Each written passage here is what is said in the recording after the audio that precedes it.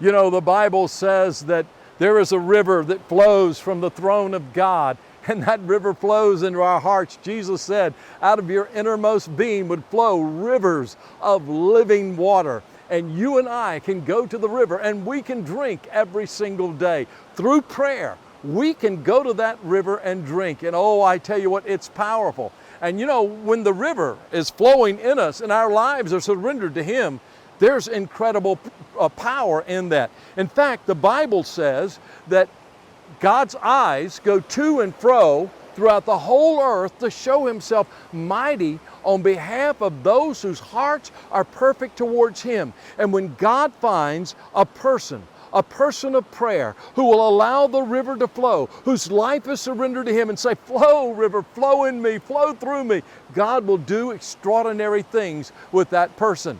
God says He will show Himself mighty on behalf of such a person. A person whose life is surrendered to a holy God and is a person of prayer will be a mighty weapon in God's hands. I had an experience a number of years ago. I went to Siberia, to the Arctic Circle.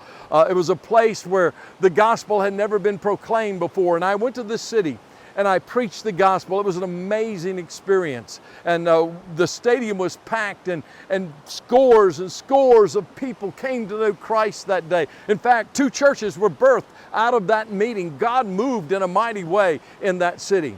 But a journalist came and asked me a very interesting question. She said, Mr. Tippit, many people believe our city is under a curse because, Christians were sent to this city, and this city was built by slave labor.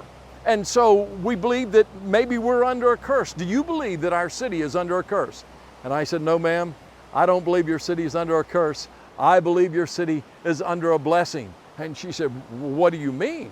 I said, there were Christians who were sent to this city because of their faith in Jesus. And I believe they were people of prayer. And they prayed as they laid the bricks on the street, as they laid the bricks in the apartments. I believe they prayed that one day the people of this city would hear the gospel. And today is that day. God has answered their prayers. The reason I told her that was because I knew the promise of 2 Chronicles chapter 16 and verse 9, that the eyes of the Lord go to and fro throughout the whole earth to show Himself mighty on behalf of those whose hearts are perfect towards Him. And when He finds a man or a woman whose heart is completely surrendered to Him, oh, the rivers will flow. The river of God will flow from His throne in that person and through that person and out of that person and impact the world. Oh, would you be that kind of person? A person whose heart is completely surrendered to God.